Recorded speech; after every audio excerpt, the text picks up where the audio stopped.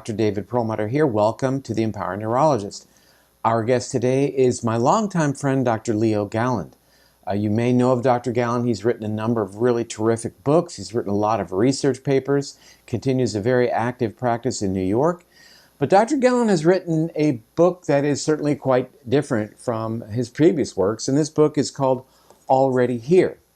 Already Here is a story, a true story, about the death of Dr. Galland's son, Christopher, who died at age 22, and provided Dr. Galland with direct visual evidence that our souls do go on. And from the communications he received from Christopher's spirit that dramatically changed Dr. Galland's life, we're going to hear the narrative today. In life, Christopher was a brain-damaged, special needs child who challenged everyone he knew with his unpredictable behavior and uncanny insights. And after his death, he revealed to Dr. Galland the real purpose of life as a spiritual guide who taught others by confounding their assumptions and their expectations. He began to share with Dr. Galland a new perspective on everything from the nature of good and evil to the concept of timelessness, God's moment, to the notion that the universe is fundamentally an act of love.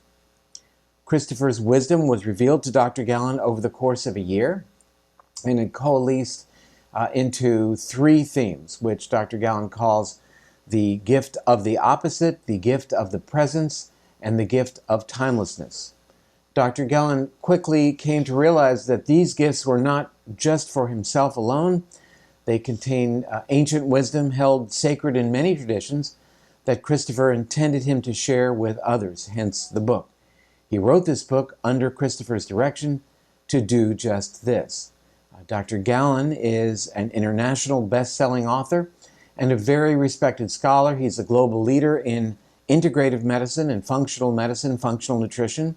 He has received the Linus Pauling Award, awarded from the Institute for Functional Medicine, for creating basic principles of functional medicine, and the Marquis Lifetime Achievement Award for contributions to healthcare from Marquis Who's Who. He is the author of 5 popular books and several dozen scientific articles, as well as chapters in well-respected textbooks. He is a fellow of the American College of Physicians and the American College of Nutrition. Dr. Galland received his education at Harvard University and New York University School of Medicine, and he is listed in leading physicians of the world and America's top doctors. So I'm very much looking forward to hearing this incredible story that Dr. Galland describes in this book. So let's turn to our interview now. Well, hello, Dr. Galland. How are you, my friend? It's so good to be talking to you today. I'm great. I again want to, as I mentioned in the introduction, gosh, we've known each other a long, long time. So many years of, from the early days of integrative and functional medicine to here we are now. In the intro, I talked about all your great works, your 5 books, and New York Times selling author, etc. But this book, and more importantly, the contents, I think many of us who've known you for a long time would say, who knew? I had no idea about this. So, all of our viewers now are tuned in to what this is all about. So, but I would like you to walk us through why Christopher was so special, unique, and then how the events transpired as he passed and what happened after that. Right. Well, let me just say to begin with that the only reason I wrote this book, the foundation for everything, is what happened at the time of Christopher's death and shortly thereafter. Otherwise, I don't think I would have believed what was going on. And he was walking with friends in the Berkshires, probably had a seizure, drowned in 2 inches of water. We were in New York, call came into my office. We just had lunch with one of our other sons, actually, one of Chris's brothers. And so my wife was coming to the office after lunch. The call came in. We were sitting, waiting for news because he was being resuscitated in an emergency room. And the feeling, the air weighs about 1,000 pounds. You are so powerless. This is 150 miles away. And all of a sudden, the room filled with this intense white light. You're seeing it with your mind, not your eyes. And Christina, my wife, and I had exactly the same vision. We saw Christopher as a being rising up, beautiful, powerful, free, blissful, as the source of the light. He was there for just a few moments, and then he was gone. The phone was ringing. ER doctor's on the phone. Hey, we can't resuscitate him. Of course, we knew that. We just saw something that told us he was free. That was very powerful and amazing. And I've never experienced anything with that energy and triumph and joy that's been that extreme before or since. But that was just the first sign. 3 days later, we buried him in the Berkshires, so he would be with the community that he'd been with. And we released 22 balloons at his graveside. The next day, we're driving home. We're coming into Columbus Circle, which had a special significance because it was Christopher Columbus. They shared the same name. And I used to joke with Christopher and call him Cristoforo, and he would laugh at at the sound that gave his name. All of a sudden, a yellow balloon drops out of the sky, hovers right in front of our car, and disappears. It doesn't disappear, it kind of hovers and then moves on. We couldn't get to it. I wanted to grab it, but it was out of reach. And the thing about this balloon is the balloons that I'd released at the graveside, I'd had to cut free from a sandbag, so they had very short, like 12-inch frayed yellow ribbons attached. So did this balloon. This was clearly one of the balloons that we released at the graveside, and here it was at Columbus Circle in New York a day later. Now, there were 3 kids in the back seat, and to them it was, yeah, of course Christopher sent that. I mean, what could be more natural? But to my wife and I, it was absolutely mind-boggling. That was the beginning. Once you realize that the soul is immortal, then it begins to change the equation on everything. Now, what was special about Christopher is he was brain damaged at birth. He was 22 years old at the time of his death. And he was a handful in more ways than one. I mean, he was always difficult to control. He could be charming and funny and full of insight and sometimes brilliant, but he could be impossible and make you just want to scream. And that's the way he lived his life. And what I realized was what Chris most loved in life was interacting with other people. And he would do anything to get a reaction from anybody. I mean, that was his way of being. Now, several years later, after this happened, I didn't have any more encounters with Christopher. I kept trying to relive those moments. I wondered what had happened to him, but nothing happened. Several years later, he kind of re-entered my consciousness in the way he had before, as a being, as someone other than my memory of the flesh and blood boy that he was. And actually, one of the first encounters happened at while I was at the second functional medicine symposium in Palm Springs, and I talk about that in the book. Not at the symposium, but in the desert behind the hotel. And one night I woke up, and his voice was saying, "You need to tell my story." And so as I spent about a year trying to decide how I would talk about Christopher's life and these experiences, I began having these silent dialogues with him. They were very unpredictable. They didn't seem to follow any pattern. They were very random. But he said amazing things to me. And the longer they went on, the more and more amazing they got. And so when I sat down to put this together into a book, I saw a pattern. And I realized that Christopher was telling me things that really coalesced into 3 themes. which I called gifts. The first one I call the gift of the opposite. The second is the gift of presence. And the third is the gift of timelessness.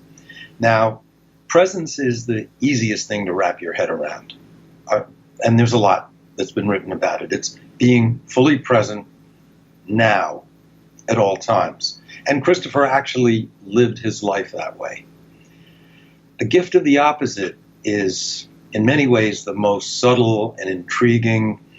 And I realized that that was Christopher's way of being. I mean, he was always looking for the opposite, and he was bringing out the opposite in people. But the opposite is really the basic organizing principle of our universe. Everything contains its opposite at all times. And in fact, virtually everything that I wrote about in the book, it contains its opposite. My relationship with Christopher alone is full of opposites. I mean, I didn't write this book as an expert. I wrote it as a scribe, just trying to communicate messages from a being that I realized was really way more advanced than I was. But in life, this being was dependent on me. He was a brain-damaged, developmentally disabled child. I mean, what could be more opposite than that? And in fact, what I realized after the final copy of the book had gone to press was what I really wanted from this was not for people to necessarily understand Christopher, but to be able to find the Christophers in their own lives. Because we all have people like Christopher in our lives, people who are in pain or damaged in some way or just outsiders, people we'd like to ignore. And we can learn so much from them. That, I think, is, on a practical level, the greatest message of the book. And what Christopher taught me is a path to being able to find other Christophers. Now, the gift of timelessness is absolutely the hardest for me to wrap my head around. And I have a whole chapter trying to figure out, what does that mean in the context of the universe? Of course, Einstein said, past, present, and future are illusions, and physicists know they don't exist. So, Christopher was right. He was right up there with Einstein on that judgment.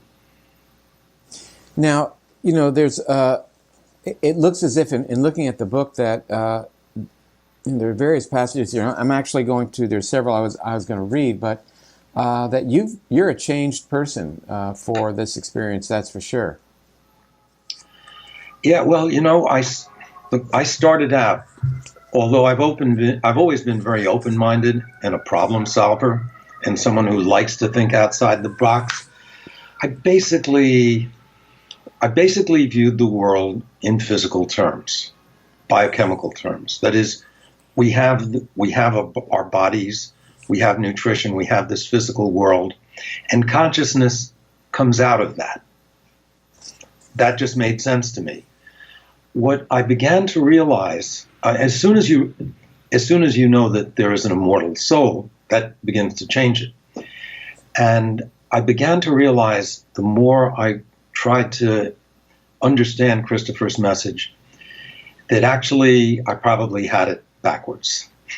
That consciousness is what's primary, and that the universe itself depends upon human consciousness. That would seem crazy to me, but it actually makes way more sense when I consider. It's intriguing to me how you came to that discussion with me right at this moment, because here's your quote. I always believed that existence led to consciousness. First came the world, and then we found our place in it. Even the Bible seems to agree. In the beginning, God created the heavens and the earth. Adam and Eve came later. So it really is the notion of our perception and awareness. I think that what you're saying is the genesis of reality of the universe. Yeah. I mean, certainly quantum physics has reached that conclusion. The way that I came to it was by Christopher's description of the relationship between heaven and earth. And that was in our last conversation. It was after one of our friends who had sung at Christopher's funeral was killed by a speeding taxi cab about 6 years after Christopher died, and while I was working on this book. And so I went in, I was really upset, and I said, how do I even make sense of this, Christopher? You helped me understand your death. I don't understand Peter's. It makes no sense. So we went into a long dialogue in which he explained a number of things to me. And what came out of it was kind of mind-boggling, really. The way that he described the relationship, the reason that we're here, the relationship between heaven and earth, God and humans, or the divine power in humans, is that the universe, where does it start? God is loving. God is love. Not that God loves. God is not some separate being that loves the universe. That love is God. This is the force that is creating the universe. It is the force of love. The terms I use were the universe is actually an act of love. And the role of matter is that matter allows separation. And in order to have love, you need separation. You know, love exists among beings, between one being and another. So you need separation and you need otherness. Matter allows that to occur. That's why the universe, as a physical universe, is essential to God. There is no God without that. But the love, that power is so intense, it is so great, that it cannot be contained by matter. It's what I saw at the moment of Christopher's death. I mean, it's clearly supernatural. It's astonishing in its intensity. Matter can't contain it. You described your interactions with Christopher as being visitations. And over what period of time did those occur? Well, pretty much a year, I would say, from the time that I woke up during the night being told, you have to tell my story, until even a little bit before that. Even there was this experience I had flying over the Grand Canyon that started it, and Peter died a year later. And it was after that final conversation at the time of Peter's death. Christopher said to me, well, I've told you everything you need to know. That was it. The visitations ended. My homework did not end. It went on for decades. That is reminds me of the section in the book where you quote from Siddhartha about you've got your lessons now. It's basically now you've got to act. Yeah, now you've got to do the homework. That's I think what you're referring to. So here we are, a long time down the road, and now you've written the book. I don't mean to be rude. What took you so long? Why now? Well, actually, I wrote the book 25 years ago. So what took me so long was to decide to get it published. And I really didn't quite know what to do with it. 25 years ago, which was about the time I was meeting you. I mean, I think, in fact, my wife, Christina, remembers your talk on mitochondria at Aspen.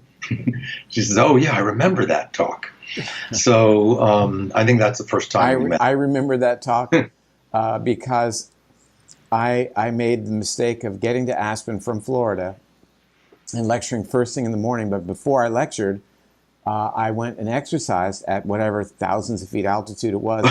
And I, behind the lectern, during the middle of my lecture, had to put my head down to keep myself from passing out. And then I luckily did. Nobody knows that, but that's how close. Right, we didn't catch that. No, but in those days, we were lecturing from carousel slides with 35 millimeter slides. Yes. I remember that. But that said, so there is, I think, in your desire at this point to connect with the reader and to portray an important or a series of important messages. And what would that be? What would the messages be? Okay, well, the first message is that is one of transcendence. That is, our physical bodies don't determine who we are. We are much greater than what we appear to be. We are not contained by our physical bodies. We exist even when there is no body. We can be strong and powerful and full of grace even if our bodies are broken. The power that drives the universe is the power of love. It is the power of love for the other. And the source of all evil, Christopher explained to me, was hatred of otherness. He described it as a crime against God. And I think those are really important things to understand and feel in your heart at this time. Hatred of otherness, hatred of the apartedness, of that which is not familiar or even myself. Yes, exactly. I mean, he was really explicit about that. J.J. Virgin sent an email around asking people what is your New Year's resolution, but what do you plan to focus on in the year moving ahead? And I was there. I said, I want to get away from the me and focus on the we, because so much of what we do, we write our books about our thoughts, but truly it's about the connection to all that's around us that really matters the most. And I really think that your message is very, very timely as we look around and see what's going on in the world right now, where people are focused on retracting and focusing on themselves, more egocentric, as opposed to really exploiting that prefrontal cortex and wanting to reconnect. Right. And the connectedness, it's the connectedness that's important. That is, the connection is the energy of the universe. That is what is driving the universe. It is not each of us as separate beings somehow finding connection. The connection is there. Network. And for us as individuals, our job is to find our place in it. Where do we fit into this connecting? I want to ask you the title, Already Here. What does that mean? Well, that came about because of my last conversation with Christopher, and it was one that surrounded Peter's death. And at some point, and actually that's one that happened in my kitchen. I wasn't in any special place. Most of the discussions, we were like in the desert in Palm Springs or walking on the beach on Long Island or someplace. And I was always alone. This one I was just in the kitchen. And I said, well, Chris, what's it like in heaven? I don't know why I hadn't asked him that in a year, but I hadn't. And he said, and there was this real joy in this voice that I heard in my head. It's what I always wanted. Everybody is here. Everyone, even you. Well, and your response, I think, correct me if I'm wrong, was Adolf Hitler there, right? Yeah. I said, wow, that's amazing. I mean, everyone's there. What about the evil ones? What about Adolf Hitler? And I felt this kind of coldness, and it was like this evil wind was blowing. And so Christopher explained the origins and nature of evil to me. And then he said, I can't say, so he said, believe it or not, even they have perfect selves. Their eternal torment is the schism in their souls that no love can heal. Because what they have done in their lives is to subvert the purpose of existence. The purpose of our existence is to manifest love. And those people who willfully turn against others and manifest hate, they are subverting the purpose of their existence. And he called them pitiful souls. And then he said, I can't say that detracts from our joy, because it was always that way and it always will be. And that was really depressing to me. And I kind of, because, I'm kind of perfectionistic and I'm always trying to make things better. And I kind of retreated to my study. And Chris tried to comfort me, and he said, Leo, you know how you like to tell stories about all the quirky, crazy things I did when I was alive? Well, around here, a lot of us like to talk about you and how you were always trying to get everything right. And he said, like, lighten up. You're already here. So that was the origin of the title. And it is an amazing concept of the relationship between heaven and earth. That is, heaven is not after earth. This is all happening in one moment, God's moment, the eternal present.